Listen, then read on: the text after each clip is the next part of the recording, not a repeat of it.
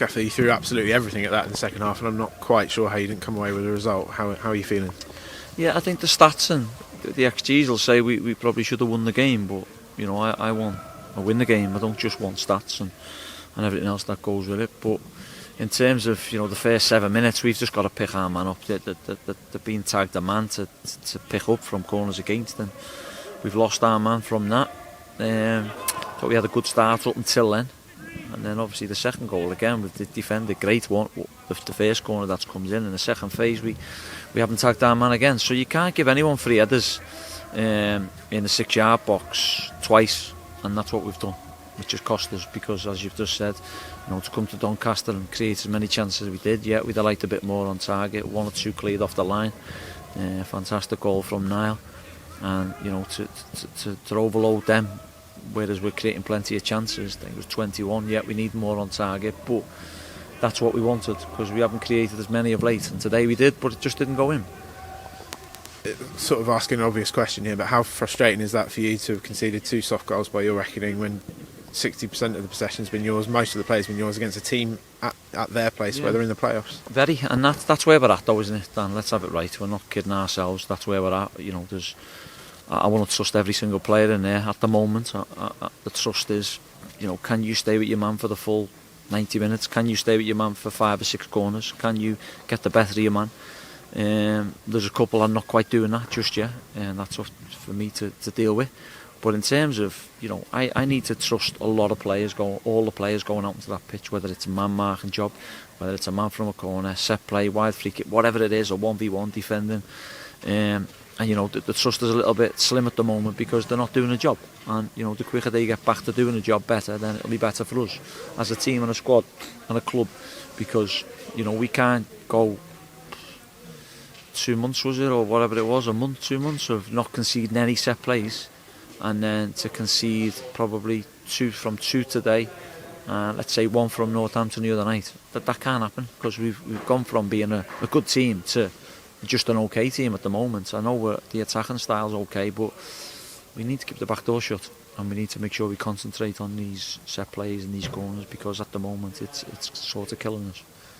You've kind of said it, and it's kind of been a story of your season on the whole, really, hasn't it? In the middle third, you've been one of the best teams in the division. A bit sharper at the top end. We score 3 or 4 today, maybe more, and sharper at the other end. We keep them out, don't we? Yeah, well, there's a saying, isn't there? If you can't win, you just don't lose. And you know, we felt Tuesday night that could have been the case. You know, we might not have been able to break them down, and you know, we'd have took a 0-0 and you move on. And then today was the same, you know. But we've gifted them 2 goals today, and you can't do that at any level. I've just said to the group in there, you can't gift any team. We have to work hard for our goals.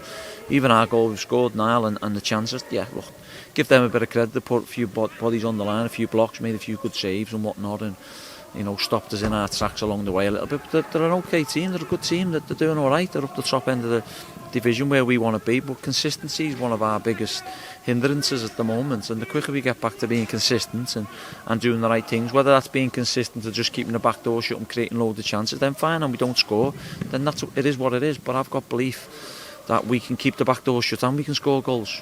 What we've got to start doing is keeping the back door shut, because that's obviously going to be our hindrance at the moment, because going forward we look okay. So it's the other part that needs tidying up, and we'll address it. We'll sit down with the group and we'll move forward with it, because that's the way it's got to be.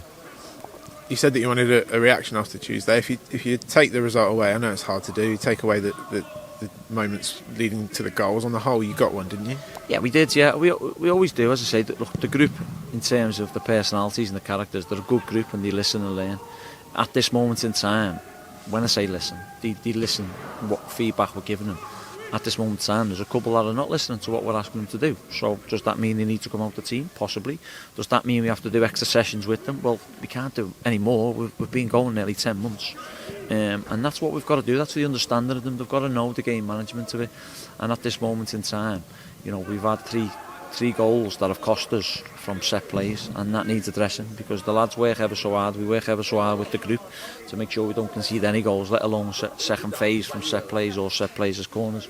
So yeah, disappointed with that aspect of it. Yeah, we knew we'd get a reaction going forward. We would have liked to have scored a few more goals, but you know, on another day we do. What's the mood like with the group heading into Tuesday now?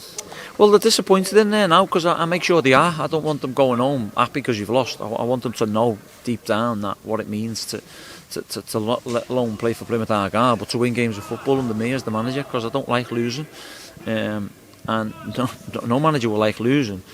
Even though we've probably warranted getting something today, we still haven't. We're still sitting here with no points.